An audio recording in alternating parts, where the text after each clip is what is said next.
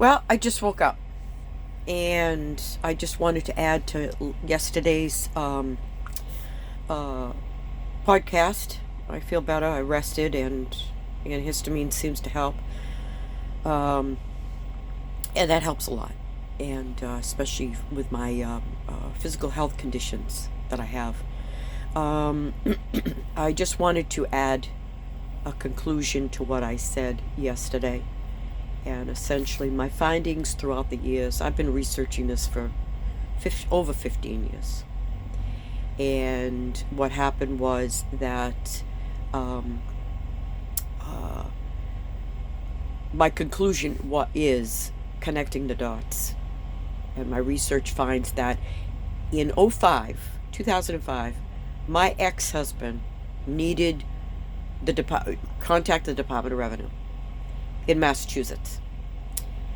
Department of Revenue should have told him right then and there and saying, Mr. Edwards, we understand your plight and what you want, but according to Massachusetts law, we have to advise you to go and take your ex-wife to court, initiate court proceedings for her to pay you child support on a Massachusetts sliding scale, according to wages versus child support, and prove that she is to pay you.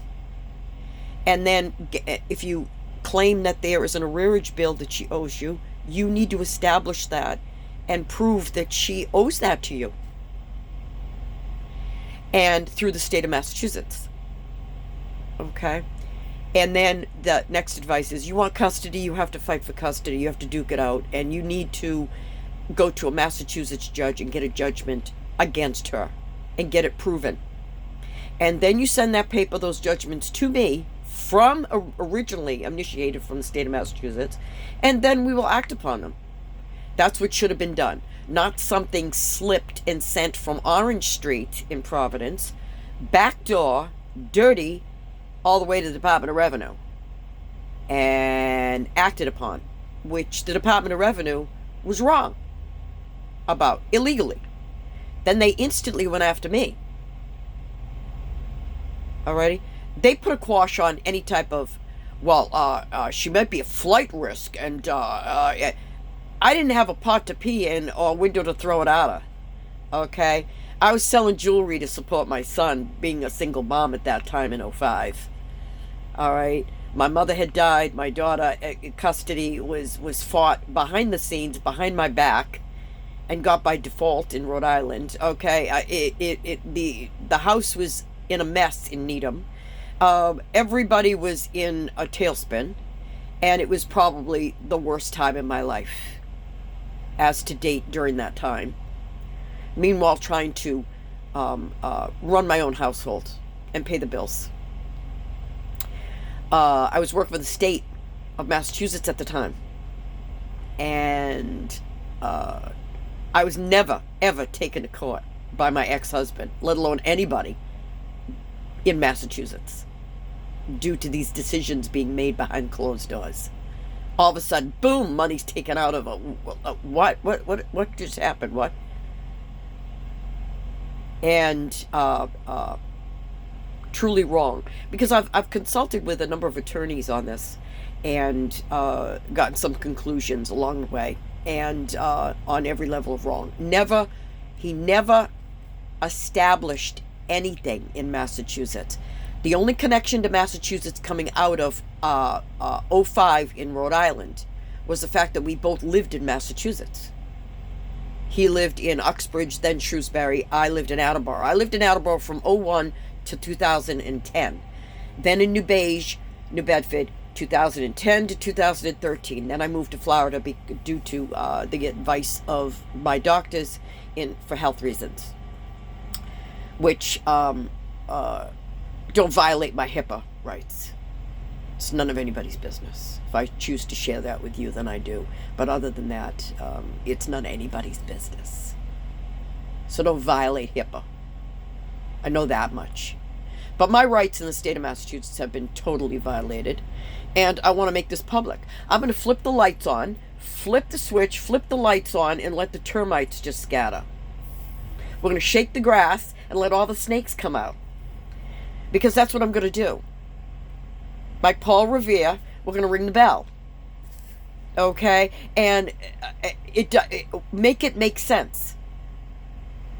Acted upon foreign court orders that, according to the statutes of Massachusetts, which I read, there's no reciprocity. He would have had to start a whole custody court case, as we went through for years in Rhode Island. He would have had to do that from the very beginning of Massachusetts to get anything passed, and then prove it. Because if he did, I would have gone for custody for my daughter, okay, and would have had her live with her brother and I in Attleboro, and he would have been paying me, because custody or not, he made over $100,000 during that time. Unjust enrichment. He would have been paying me anyway. I was making maybe a quarter of that on a salary of what, $25,000? I was barely making it. If that. And suffering greatly. I started in researching parental alienation in 2002. I would go every day, several times a week, every day, several times or every day, many times. I'll just say many times. I went to the law library in the Supreme Court, the Superior Court in Rhode Island, went upstairs to the top, and I was searching through the books on the subject of parental alienation, because it was new to me. And that's when my journey pretty much started, in peeling back the layers of knowledge in this is on every level of wrong.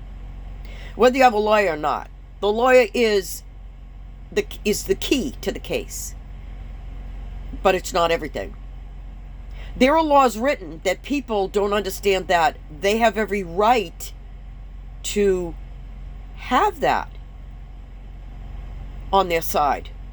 I, as a mother, never did anything wrong as far as being the title of a mother, a nurse, and an athlete, okay?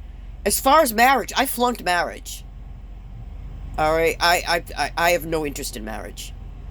I've been alone and celibate for 15 years now, and counting.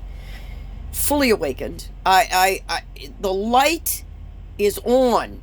It's green lights. Okay?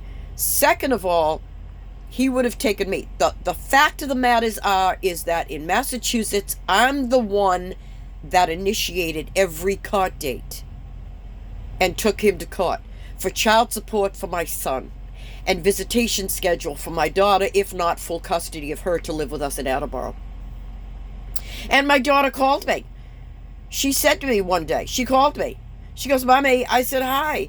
She called me and she said, "Mommy, I really want to live with you and Bray in Attleboro, but they gave me, the Flynns gave me the opportunity to go to Worcester Academy, and they're going to pay." "Oh, really?" "Oh, okay." Our original plan for our children in Cumberland, before third party came into the matter, okay,